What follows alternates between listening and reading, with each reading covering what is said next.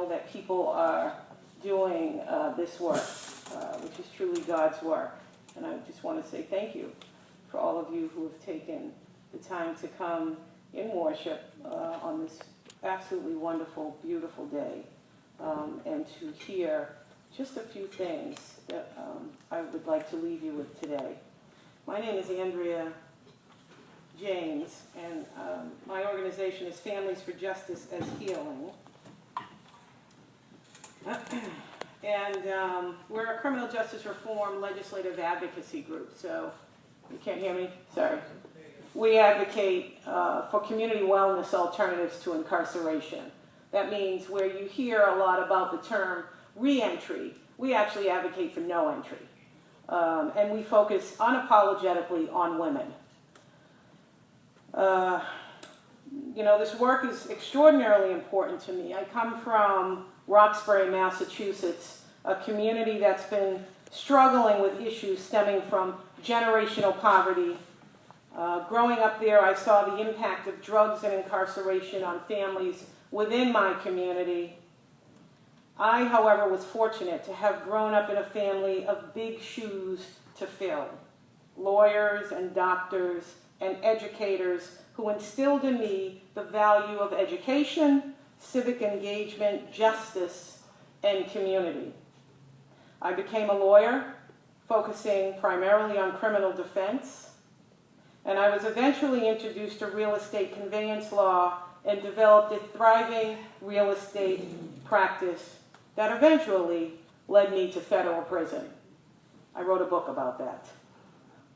It was that experience of walking into that federal prison, of even after 20 years of working within the criminal justice system, the experience of walking into the federal prison for women in Danbury, Connecticut, and living there as an incarcerated woman, I was stunned and heartbroken at what I encountered, and I learned while there, almost 2,000 women on the prison grounds, crammed and warehoused for unconscionably long sentences for relatively minor roles in drug possession and or sales.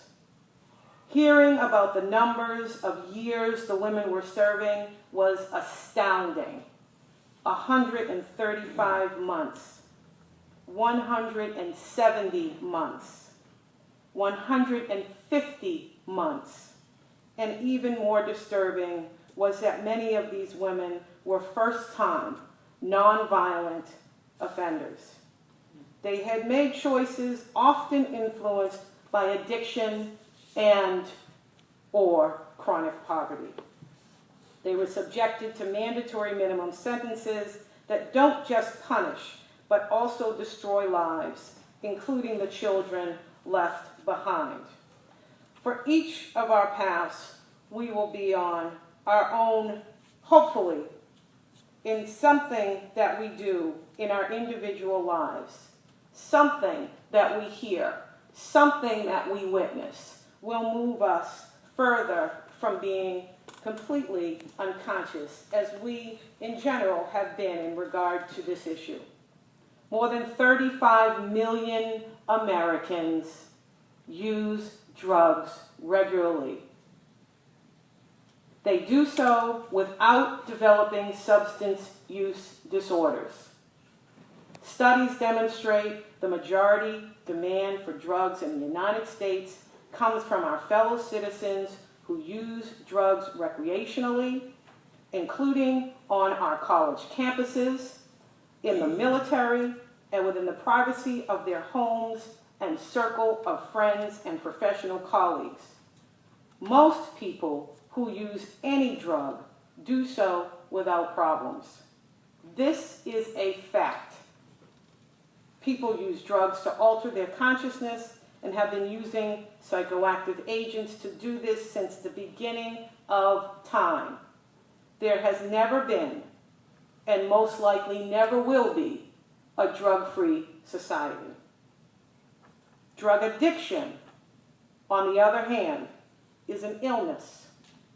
Every addiction starts and ends with pain, no matter whether a person is addicted to food, alcohol, illegal or legal drugs, gambling, another person, clothing, status, or some other grasp at escape.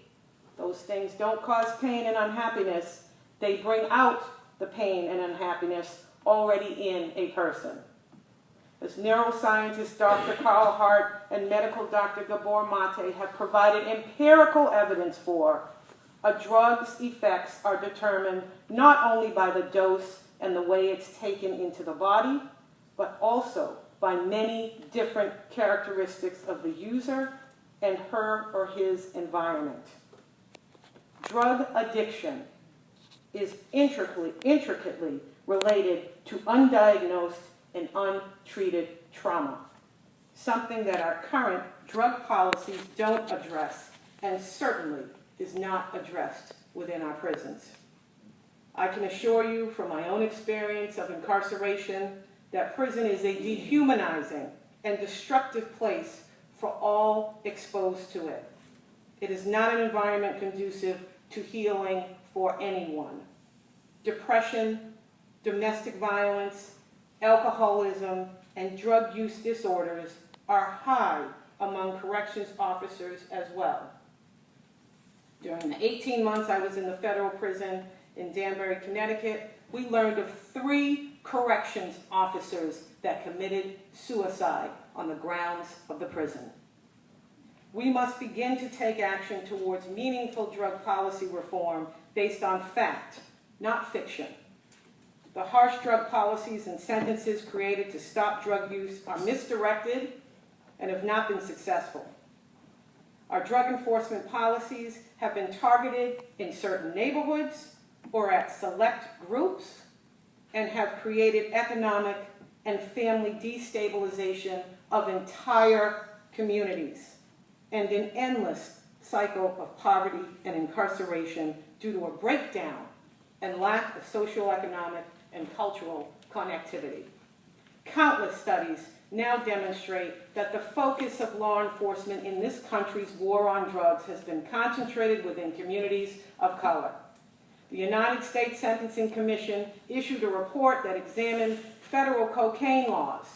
It found that even though the majority of users of crack cocaine and all drugs, including heroin, were and continue to be white, 90% of those sentenced for crack cocaine offenses are black. This alarming race disparity alone should warrant an immediate moratorium on our current drug sentencing policies, such as mandatory minimum sentencing, as the sentencing disparities can only be explained by race. Because many of the millions of Americans who use drugs do so recreationally within their private circles, they are insulated from law enforcement due to their higher socioeconomic status that affords them privacy, as well as social networks that continue to provide them access to employment, education, home ownership, and other sources of quality of life resources, including treatment and mental health care. Even when caught using, possessing, or selling illegal drugs, whites are far less likely to be prosecuted and entered into the criminal justice system. Black youth are more than twice as likely to be arrested as whites, and drug cases are filed against black youth at a rate 5 times greater than that for white youth, even though more white youth report and are engaged in drug use and selling. For the residents of poor communities targeted as the focus of attempts to get rid of drugs, the human cost of this misguided approach is incalculable, as hundreds of thousands of predominantly black men and women are warehoused daily in prisons across this country. The negative impact of incarceration is even more prevalent among women with children. The separation of mothers from their children during incarceration is extraordinarily harmful to the children left behind. 70% of incarcerated women were the primary caregivers prior to their incarceration. 68% of the children in the juvenile system have a parent in prison. The incarceration rate for women in the United States has increased overall 400% in 10 years. That rate for African American women is 800%.